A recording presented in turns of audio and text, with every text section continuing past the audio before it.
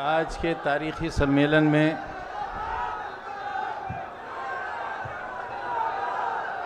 Samajwadi party के राष्ट्रीय अध्यक्ष चुने जाने पर मैं अपनी तरफ से प्रतिनिधियों की तरफ से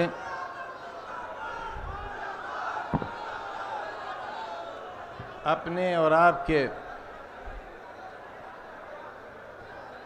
सभी के कल की उम्मीदों के एक ऐसे आफताब को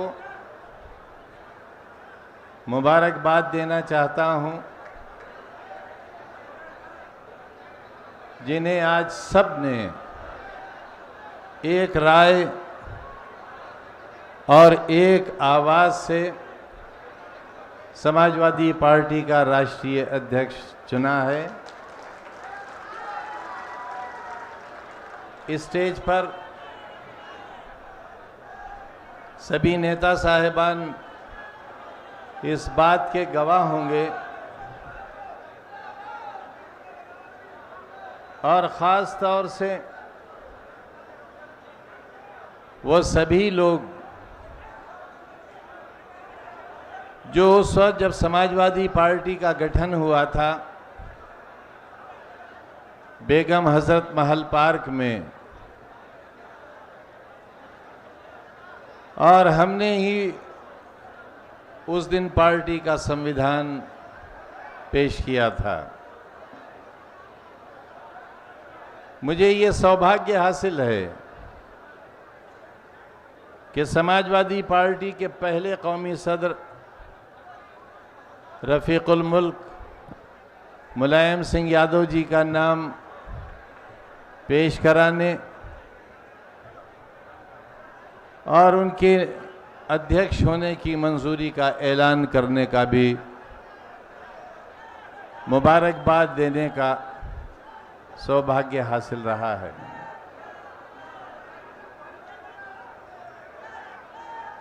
समाजवादी लड़ाई की शुरुआत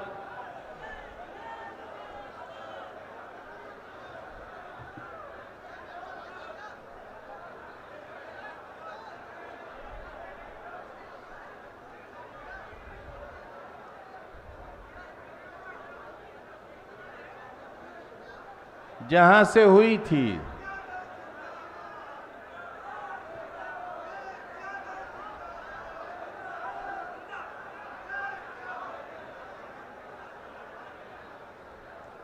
मैं अपने इन नौजवानों से कहूंगा कि आप जितनी तादाद में हैं इससे कहीं ज्यादा लोग बहुत खामोशी से बैठे हैं।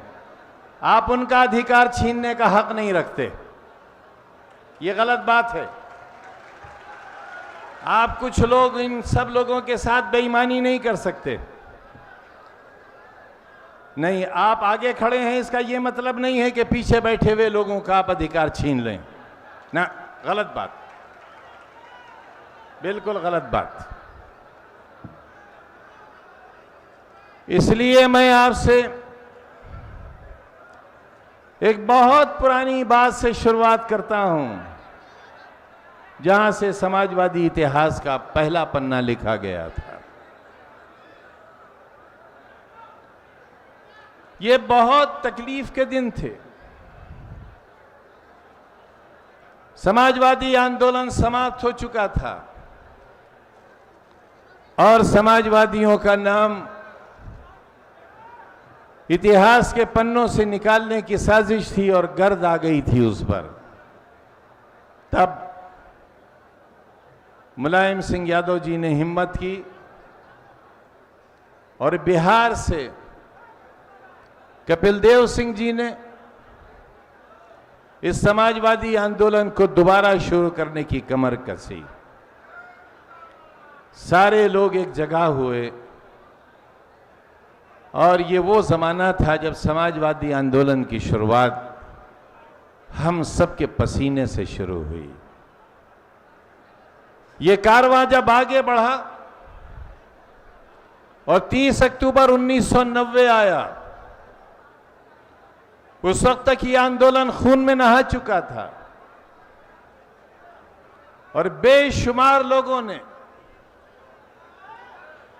अपनी कुर्बानियां देकर इस आंदोलन को जिंदा रखने की कसम खाई थी।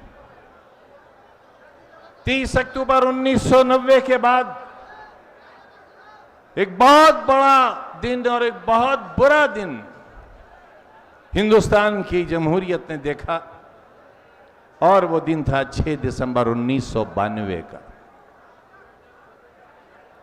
लेकिन समाजवादियों, हमें आज भी अच्छी तरह याद है कि जब नेताजी की बुलाई हुई मीटिंग में, मुलायम सिंह यादव जी की बुलाई हुई मीटिंग में हमारे आंसू हमारी आंखों से निकलकर जमीन पर गिर रहे थे, उस वक्त खड़े होकर हमसे ये कहने वाला वो शख्स कि ये वक्त आंसू बहाने का नहीं है, ये वक्त तैयारी का है, ये वक्त एक नई लड़ाई का ऐलान करने का है। और तब एक बहुत पुराना शेर था, यकीन महकम अमल पे हम मोहब्बत फातह आलम, जिहादे जिंदगानी में ये है मोमिन की शमशीर। और ये ताकत लेकर समाजवादियों ने एक नया आंदोलन शुरू किया। समाजवादियों, तुम्हारा इतिहास मामूली इतिहास नहीं है। जमाना तुम्हारे इतिहास को नजरअंदाज नहीं कर सकेगा। और याद रहे, हिंदुस्तान की तमाम फाशिस्ट ताकतों को याद रहे,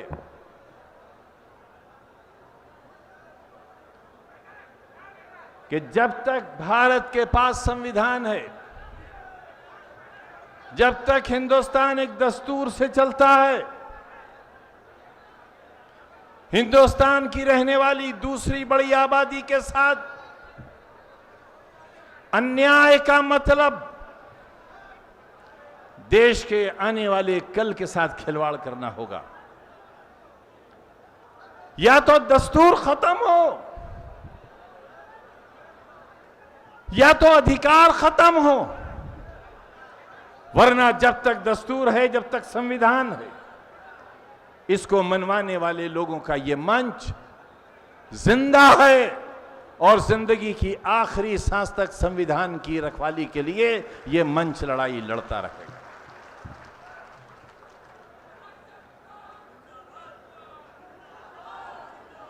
हालात ये हुए हैं दोस्तों कि वायदा किया था देश के बादशाह ने लाखों नौजवानों को नौकरी देने का, वायदा किया था घर पर 25 लाख से 30 लाख रुपया तक पहुंचाने का। कहां गए वो वादे? लोग नौकरी मांगते हैं तो जवाब मिलता है रुक जाओ,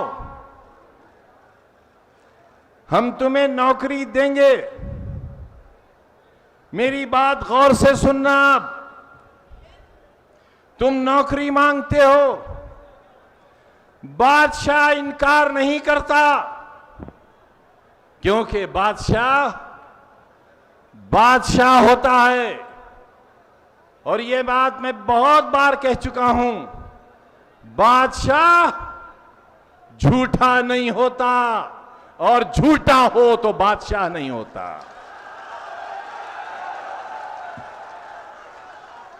बादशाह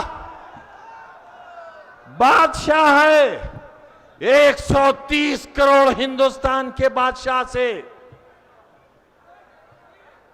जब भूखे पेट रोटी मांगते हैं, जब रोती हुई मांओं के आंसू अपने बच्चों की जिंदगी मांगते हैं, गोरखपुर की महिलाएं अपने मासूमों की लाशों को हाथ में लेकर उनकी लाशों का हिसाब मांगते हैं, तब देश का बादशाह कहता है कि रुक जाओ, रुक जाओ, इन मासूमों का हिसाब मत मांगो, पहले मुझे गुजरात में तेजाब में कुछ मासूम बच्चों को गलाने दो। और पूरा हिंदुस्तान सहम सा जाता है, खामोश हो जाता है। तुम नौकरी मांगते हो तो बादशाह नौकरी देने से इनकार नहीं करता, बल्कि बादशाह यह कहता है कि पहले देश की दूसरी बड़ी आबादी जो तुम्हारा अनाज खा जाती है, पहले उससे निपट लेने दो, मुसलमानों से निपट लेने दो, तब तुम्हारी भलाई का रास्ता सोचेंगे। हर सवाल का जवाब, हर समस्या का हल, हर दर्द की दवा, हर जख्म का मरहम आरएसएस और भारतीय जनता पार्टी के पास मुसलमान, मुसलमान और बस मुसलमान है। बहस छेड़ी गई, कौन हमारा पूर्वज है और कौन हमारा पूर्वज नहीं है। हिंदुस्तान के सबसे बड़े राज्य जो दूसरा हिंदुस्तान है, छोटे बादशाह ने कहा कि मुगल हमारे पूर्वज नहीं हैं, हमारे पूर्वज भी नहीं हैं, हमारे पूर्वज मुगल नहीं हैं। योगी जी, आपसे किसने कह दिया कि हमारे पूर्वज मुगल हैं? योगी जी, इतिहास पढ़ो, आरएसएस का किताबचा मत पढ़ो, इतिहास पढ़ो। इतिहास वही पढ़ेगा जो इतिहास को पढ़ना जानता हो, जिसके पास इतिहास पढ़ने की आंखें हो। इतिहास पढ़ो योगी जी, इतिहास पढ़ो। मुगल खुद नहीं आए थे, नहीं आए थे मुगल खुद। मुगलों को कौन लाया था, ये इतिहास पढ़ो। अकबर महान थे या नहीं थे, आज इसकी बहस का दिन नहीं है, लेकिन योगी जी ये बताओ, अकबर के सिपहसालार मान सिंह क्यों हुए थे? बताओ, हम जानना चाहते हैं कौन थे मान सिंह। जोधाबाई से उनका क्या रिश्ता था जो आपकी पत्नी थी? बताओ योगी जी। हमारे पूर्वज नहीं थे मुगल, न कल हमारे पूर्वज थे, न आज हैं, न कल होंगे। हमने आपके सामने 1000 बार कहा है कि हमें हमारा दीन, हमारा कुरान, हमारी हदीस, हमारे नबी का फरमान है, खबरदार किसी के मजहबी पेशवा का अपमान मत करो। और क्यों? इसलिए कि तुम्हारी किताब जो तुम्हारी रूह है, 1500 बरस के बाद भी उसका एक नुक्ता न कम हुआ है, न एक नुक्ता बढ़ सका है, एक नुक्ता भी। वो किताब, वो आसमान की किताब तुमको हिदायत देती है, तुम्हें इत्तला देती है, तुम्हें जानकारी देती है, तुम पर पाबंदी आयत करती है और तुम्हें बताती है कि 1,20,000 पैगंबर इस जमीन पर हमने भेजे। अल्लाह ने ये आए उसका पैगाम लेकर, लेकिन तुम्हारी इस किताब में सिर्फ चंद का जिक्र है। ये तुम्हारे नबी हुए। मैं आपसे जानना चाहता हूं, 1,20,000 वो पैगंबर और वो नबी कौन थे?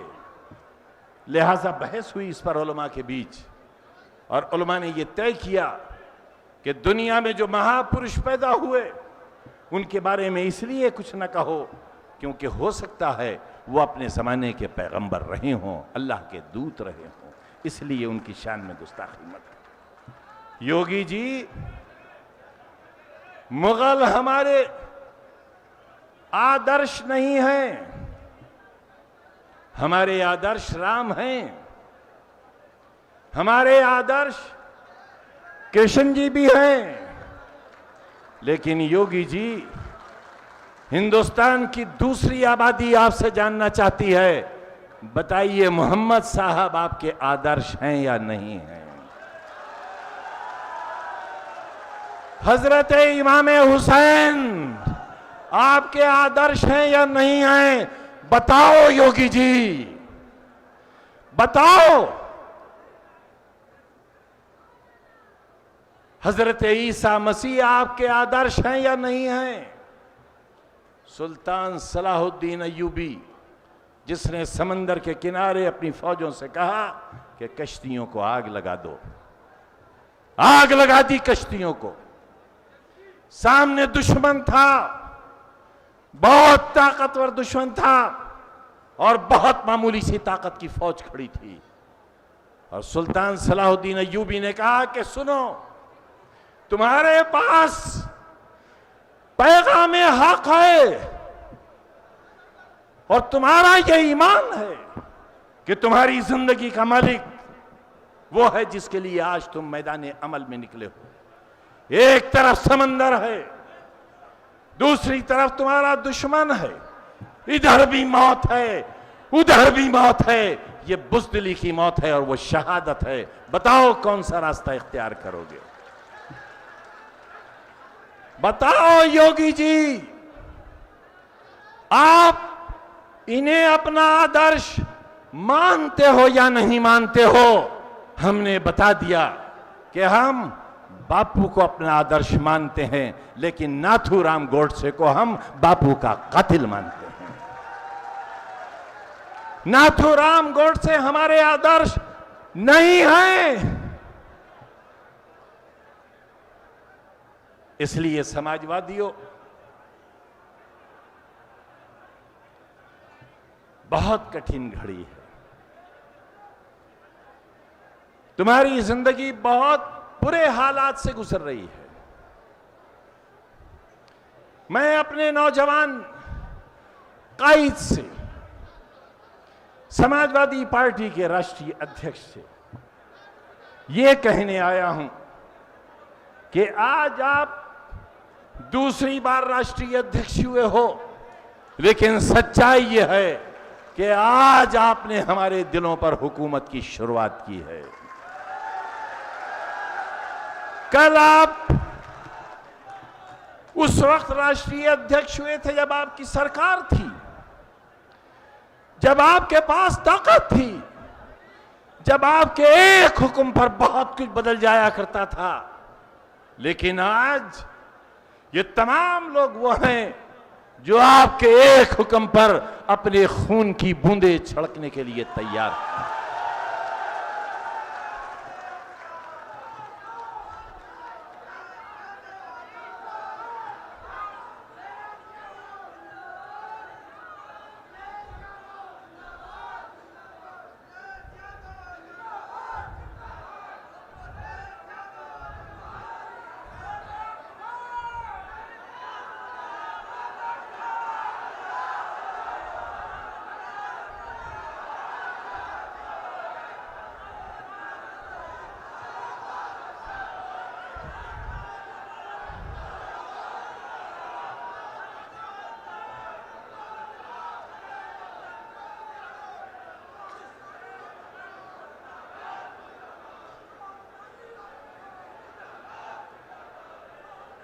कभी किसी को मुकम्मल जहां नहीं मिलता, कभी किसी को मुकम्मल जहां नहीं मिलता, कभी जमीन तो कभी आसमान नहीं मिलता ना। मैं गुरु जी से मिसरा पूछ कर आया हूं ना, यकीन हो मकम नौजवानों, ये बदला हुआ शेर अपनी जिंदगियों में उतार कर लेकर जाना। यकीन हो महकम और अमल पे हम, यकीन हो महकम और अमल पे हम। जमीन भी मिलती है और आसमां भी मिलता है। यकीन हो महकम और अमल पे हम, जमीन भी मिलती है और आसमां भी मिलता है। बादशाह हनीप्रीत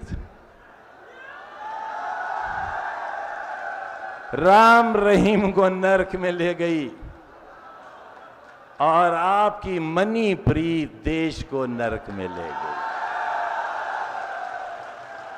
वाह बादशाह वाह,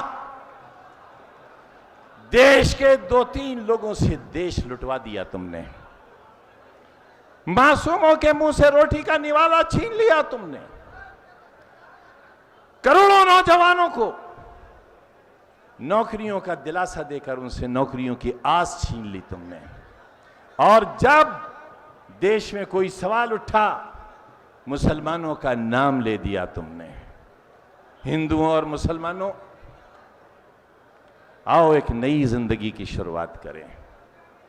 और कैसे होती है वो शुरुआत? मैं अपने आप को कहता हूं कि I am the most hated person of India.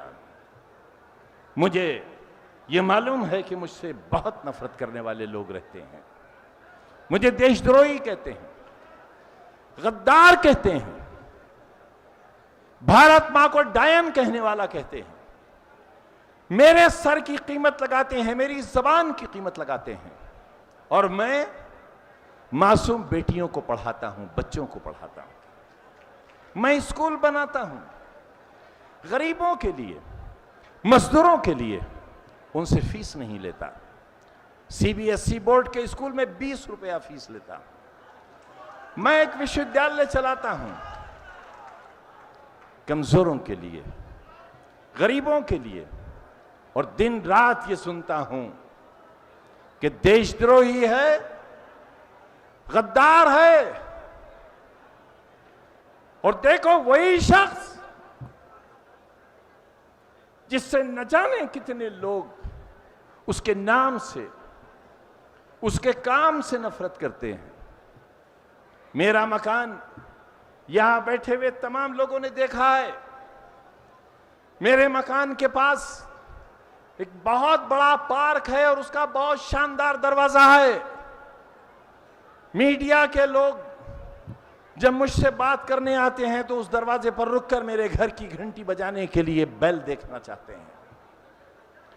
और जब उन्हें दरवाजे पर बेल नजर नहीं आती तो मेरे मोहल्ले के लोगों से पूछते हैं कि खान साहब के इस महल की घंटी कहां से बजती है। तो बताते हैं कि नहीं, ये उनका महल नहीं है, ये तो पार्क है। उनका घर तो और अंदर गली में जाकर आता है। मैं वहां रहता हूं। मैं चाहता हूं कि मेरा मुकाम महल ना हो, आलीशान आरामगाह ना हो। मेरा मुकाम एक रिक्शा चलाने वाले के टूटे हुए दिल के अंदर हो। मेरी याद एक नस्ल से लेकर दूसरे नस्ल के कारवां तक अखिलेश यादव जी के दिल के अंदर हो। और अगर हम ये जगह हासिल नहीं कर सके तो हमारी 5 दहाइयों की मेहनत बेकार चली गई। दोस्तों, क्यों कही है ये बात आपसे? इसलिए कही है कि राष्ट्रीय अध्यक्ष जी ने हमारे रहने के लिए 5 सितारा होटल में बहुत से कमरे रखे थे, बहुत से कमरे। लेकिन सुंदरलाल इंटर कॉलेज में जो मेरे गुरु थे, जिनका नाम रहमत अली नहीं है, जिनका नाम मोहम्मद यूनुस नहीं है। मेरे गुरु का नाम गजेंद्र शर्मा जी है और वो हिंदुओं के मोहल्ले में रहते हैं जहां कोई मुसलमान नहीं रहता। ये मोस्ट हेटेड पर्सन जिसका सर उतारना चाहती है आरएसएस, जबान काटना चाहती है, इनाम रखती है, वो गुजरी रात एलानिया अपने गुरु के घर में ठहरा था, हिंदू के घर में, हिंदुओं के मोहल्ले में, और मुझे अपनी जान का कोई खतरा और कोई डर नहीं था। ये है हिंदुस्तान, ये है मेरा भारत महान। वो भारत महान नहीं है जिसमें ट्रेन से उतार कर लोगों के पेट चाक कर दिए जाएं और उसके अंदर खाना तलाश कर दिया जाए। वो भारत महान नहीं है। इसलिए साथियों,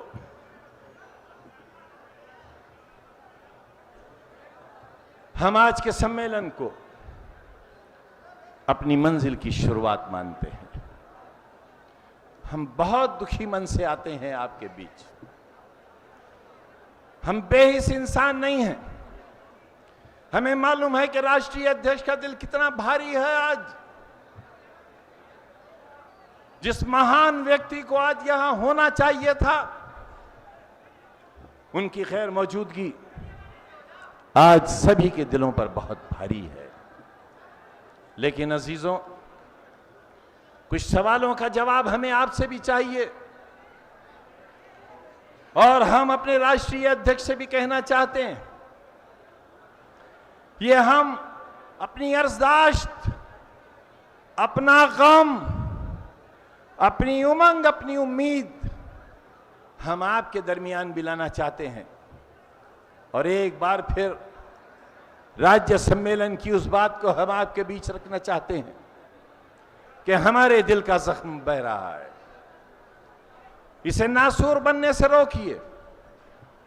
हिंदुस्तान की आजादी के 70 साल, आजादी के सपने के बाद के 70 साल हमारे लिए सुकून के 70 बरस नहीं थे।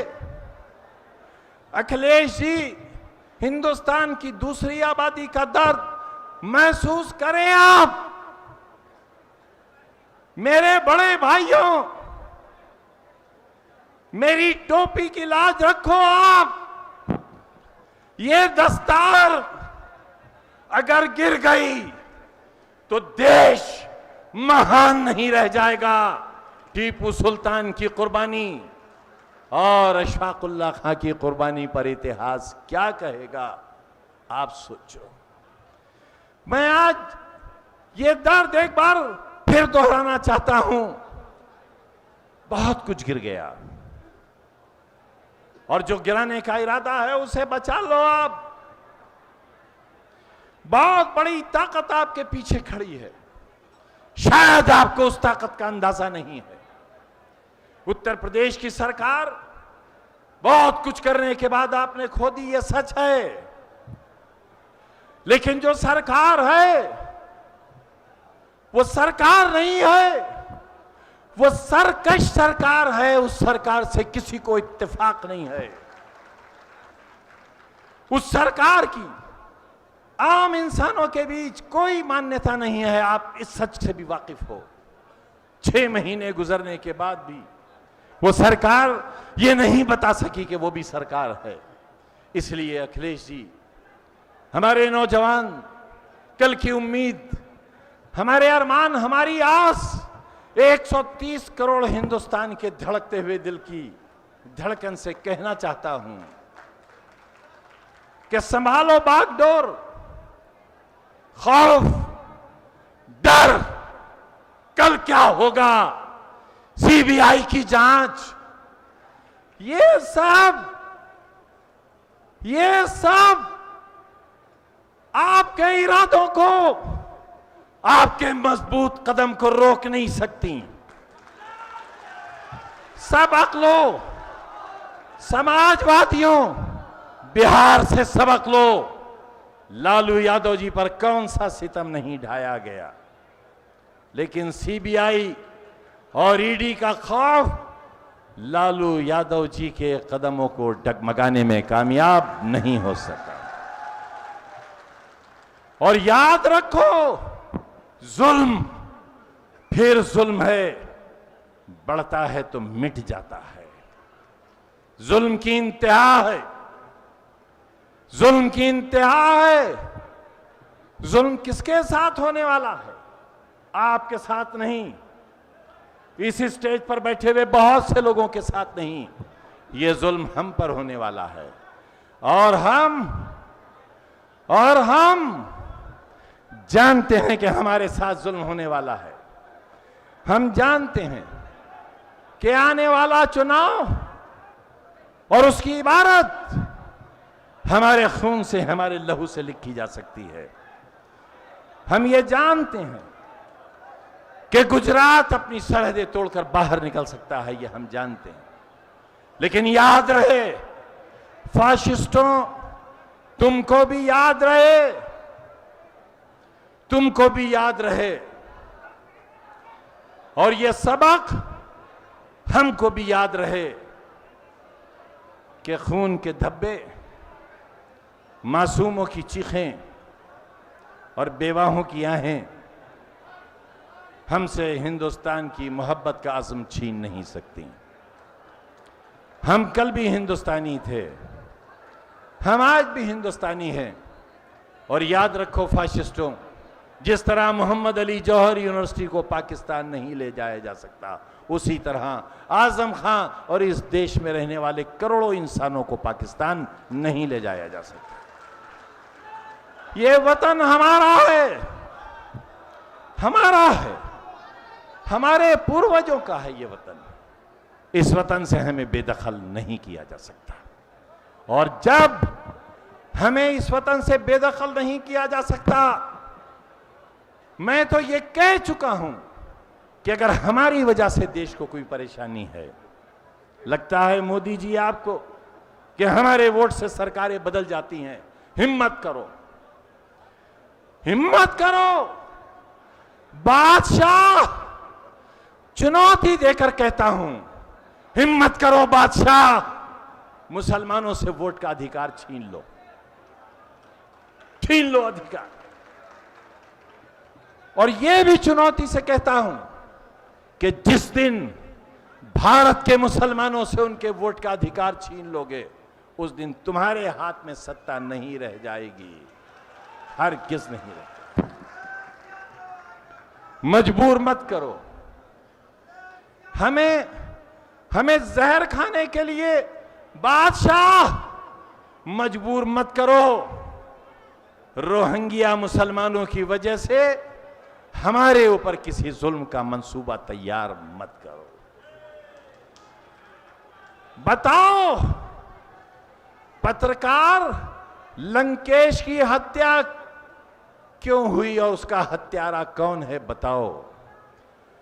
और ये कैमरे वालों, हमसे बहुत प्रेम करते हो आप, सारा दिन एक टीवी है जिसके साथ अंग्रेजी में हिंदुस्तान का नाम लिखा हुआ आता है, टाई लगाते हैं उसके मालिक साहब, टाई लगाते हैं और मेडिकल कॉलेजों का अपने दलालों से सौदा कराते हैं। एक चैनल है जिस पर एक बहुत सुंदर व्यक्ति सारा दिन उपदेश देते हैं जैसे कोई महात्मा हो। 500 करोड़ की दलाली में 6 महीने जेल काट कर आए हैं। ये उपदेश देने वालों, हमारे पास तो 1 मिनट का इश्तिहार देने का भी पैसा नहीं है, लेकिन ये हमारा सौभाग्य है, आपके चैनल सारा दिन हमें गाली देते हैं। हम कहते हैं खूब गाली दो, यूं कि जब तुम गाली देते हो तो मेरा कमजोर रिक्शा वाला कहता है शाबाश आजम खान, शाबाश। मैं कहता हूं खूब गाली दो, जितनी तुम गाली देते हो उतनी मेरे कमजोर हाथ की मुट्ठियां मजबूत होती हैं। मेरी तारीफ मत कर देना, मेरी तारीफ करोगे तो ये बंद मुट्ठियां खुल जाएंगी और मेरा कमजोर पत्थर तोड़ने वाला कहेगा कि चैनल बिका था, अब खान भी बिक गया।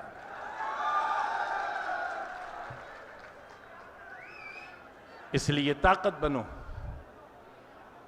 बनो नौजवानों, बुजुर्गों, ताकत बनो, समाजवादी इतिहास की ताकत बनो, आने वाले समाजवादी कल की ताकत बनो।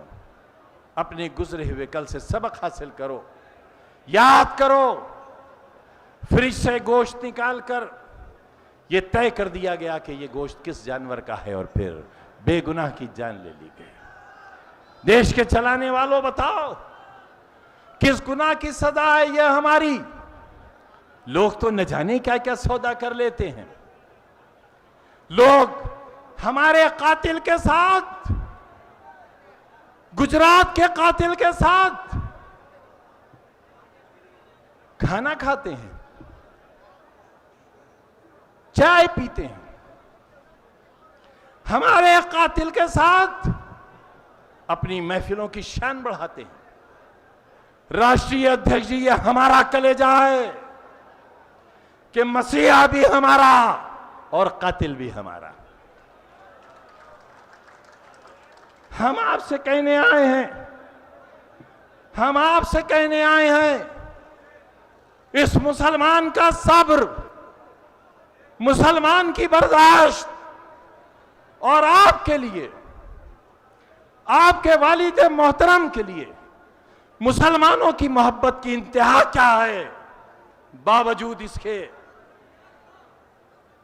कि मसीहा भी आप और नेता भी आप। हम सिर्फ आपसे ये उम्मीद करते हैं और आपसे उम्मीद ही नहीं करते हैं, आपसे यह अहद चाहते हैं कि कोई हालात हो, ईडी का डर, सीबीआई का खौफ, या तक कि खुदा न करे आपकी जान तक लेने का अगर मंसूबा हो तो अखिलेश जी आपके कदमों में लग़्ज़िश नहीं आना चाहिए। कोई हो या न हो, याद रखना आप कि वो कोई आपके काम नहीं आएगा, वो कोई आपके काम नहीं आएगा जो सीबीआई से डर गया, जो ईडी से डर गया, जो पुलिस से डर गया, जो अपने भविष्य से डर गया, वो आपके काम नहीं आएगा। काम आपका एक पसीना और खुदा न करे आपके लहू की एक बूंद लाखों मुसलमानों के लहू और उनकी मौत का कारण बन जाएगी।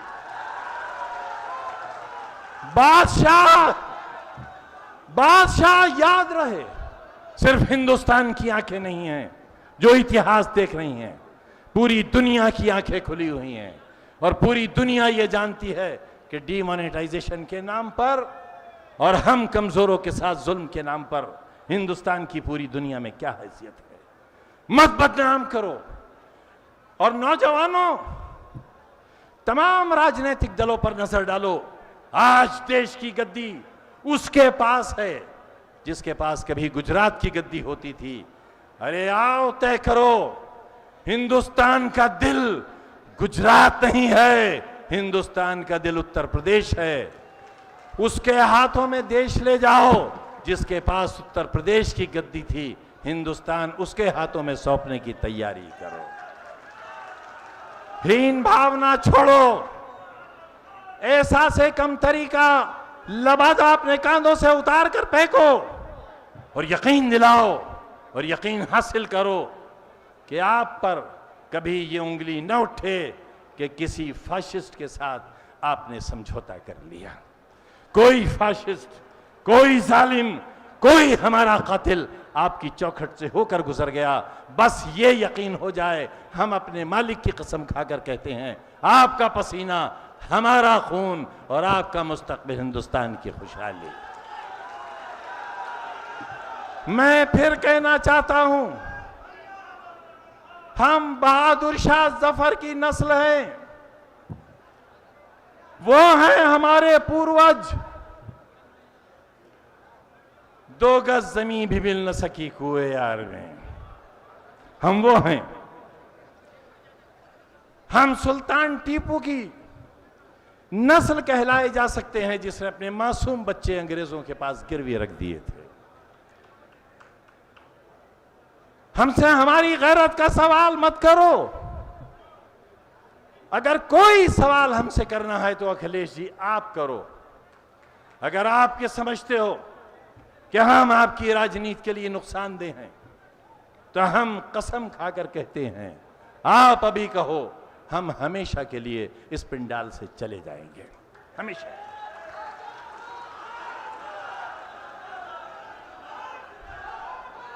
हमने जवानी की, अपनी जवानी की तस्वीर के साथ आज तक का लंबा सफर आपके साथ तय किया है। हमें आपके बहुत अच्छी बातें याद हैं। हमें याद है जब मोहतरम मुलायम सिंह यादव जी का जन्मदिन मनाया गया था और आप तशरीफ लाए थे, वो दिन हमें याद है। हमारी यूनिवर्सिटी का इफ्तिताह किया था, वो दिन याद है। मेडिकल कॉलेज का संग बुनियाद रखा था, याद है। बहुत कुछ आपने हमको दिया। हमें सब याद है, हमें सब याद है। और जब हमें अखिलेश जी ये याद है, तो हमें ये भी याद है कि हमें आपके साथ रहना चाहिए। हमें आपकी बहुत सी खूबियां याद हैं। हम शमशान का जिक्र नहीं कर रहे हैं। हमें याद है कब्रिस्तान की दीवारें आपने बनवाई हैं। हमें याद है हमारे रोते हुए बच्चों के आंसू आपने पोंछे हैं, उनकी शिक्षा का इंतजाम आपने किया है, हमें याद है। और जब हमें ये याद है, तो हम उन यादों के सहारे आपसे कहना चाहते हैं कि कोई आपसे कुछ कहे, कोई आपको किसी राजनीतिक दल के बारे में मुसलमानों की गलत इत्तला दे, आप उन पर यकीन मत करना। आप इलेक्शन कमीशन के आंकड़े मंगा लेना और फिर यह तय करना मुसलमान आपके साथ है या मुसलमान किसी और के साथ है। मुसलमान आपके साथ एक तारीखी हकीकत की बुनियाद पर है, और इसलिए है कि 30 अक्टूबर 1990 से लेकर 5 अक्टूबर 2017 तक का एक सफर आपके साथ का है। लिहाजा ये कमजोर लोग कल भी आपके साथ थे, आज भी आपके साथ हैं, और ये आवाज जब तक दिल से निकलती है, ये आवाज आपके साथ है, ये आवाज हक के साथ है। आप हक के रास्ते पर हो, इसलिए हक पर चलने वाले लोग भी आपके साथ हैं। मैं इसी के साथ एक बार फिर आपको राष्ट्रीय अध्यक्ष चुने जाने के लिए दिल से मुबारकबाद देता हूं। बहुत सी गलतफहमियां थी हमारे बारे में कि हम आपको अध्यक्ष नहीं चाहते हैं। ये आपसे जिसने भी कहा, उसने अपनी मां की कोख के साथ नाइंसाफी की। वो धोखेबाज है, वो आपका नहीं है। जो हमें आपसे दूर करना चाहता है, वो आपका नहीं है। जो हमारे बारे में आपके कानों में कुछ कहता है, वो आपका नहीं है। आपको सिर्फ याद ये रहना चाहिए कि हमारे खून की छींटे कल से लेकर, जैसे मैंने कहा था कि हमने अपनी अगली नस्ल तक आपके हवाले कर दी है। हमारा कल भी आपके साथ था, हमारा आज भी आपके साथ है, और हम कश्तियां बदलने वाले लोग नहीं हैं। आस्तीनों में सांप रखकर अपने साथ चलने वाले लोग नहीं हैं। बहुत बहुत शुक्रिया।